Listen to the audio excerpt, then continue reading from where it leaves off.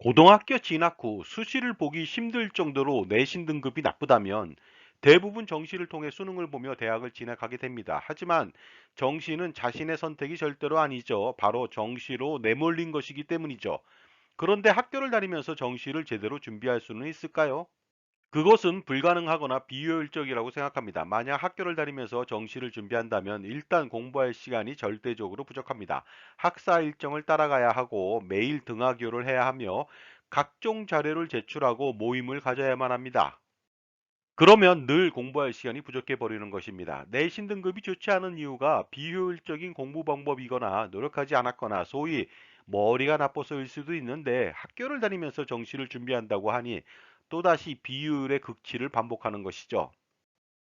머리가 나빠서 남들보다 성적이 좋지 않다고 생각하면 남들보다 두 배, 세 배 더 공부하면 되는 것입니다. 그러니 공부할 시간을 만들어야 하는데 학교를 다니면서 하기란 정말로 하늘의 별 따기 불가능입니다. 그리고 학교를 다니면서 제 자식이 남들의 내신 등급을 올려주는 들러리라고 생각한다면 어떤 기분일까요? 그렇다면 자식을 자퇴시키지 못하는 이유는 무엇일까요? 남들 인식과 편견에 대한 두려움이 먼저일 겁니다. 그리고 자퇴 후에도 대학에 실패한다면 자퇴의 의미를 상실한다는 피해의식 때문이죠. 또한 고교 졸업을 함으로써 나중에 졸업 동기나 선후배 지원을 받을 수 있지 않을까 하는 기대 심리 때문입니다. 하지만 이것은 아주 잘못된 판단입니다. 남들의 시설을 의식할 필요가 전혀 없습니다. 남을 위해 사는 인생이 아니기 때문이죠. 그리고 학교를 다니면서 정시를 준비하기에 대부분 실패한다는 생각은 왜 하지 않는 것일까요?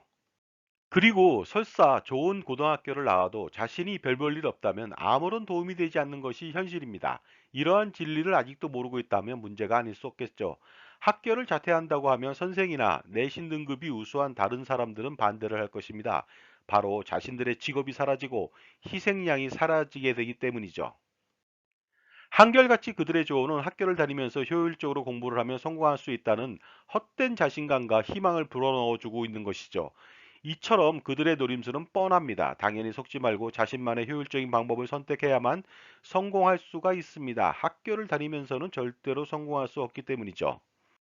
자퇴를 하게 되면 학교를 다니면서 하는 공부보다 훨씬 더 많은 시간을 할애해서 공부할 수가 있습니다. 적어도 4배에서 6배는 가능합니다. 이 시간은요, 재수, 삼수의 효과를 볼 수가 있다는 것이죠. 따라서 반드시 자퇴를 해야만 합니다. 그런데 자퇴를 하고 나서 종합반을 다니면서 학교 다니는 것처럼 시간을 낭비하는 경우도 있습니다. 이것은 또 다른 실패를 불러옵니다. 이런 선택은 자퇴하지 않은 것과 동일한 나쁜 결과를 가져옵니다. 따라서 이런 선택은 절대적으로 금물입니다. 그러므로 종합반이 아닌 주요 과목에 대한 선별적 수강이 필요합니다. 그리고 나머지는 집에서 EBS 등 다양한 루트를 통해서 자습을 하는 것이죠. 물론 특별히 약한 과목은 단가 수강이 아닌 집중 과외를 받아야만 합니다. 비록 돈이 더 들더라도요. 효과를 볼 수 있기 때문이죠. 올해 수능 시험일이 다가왔습니다. 과연 학교를 다니면서 정시를 준비한 결과가 어떤지 궁금합니다.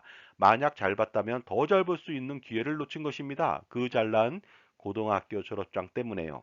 이제라도 고1, 고2라면 늦지 않았습니다. 학부모가 직접 반드시 나서야 할 것 같습니다.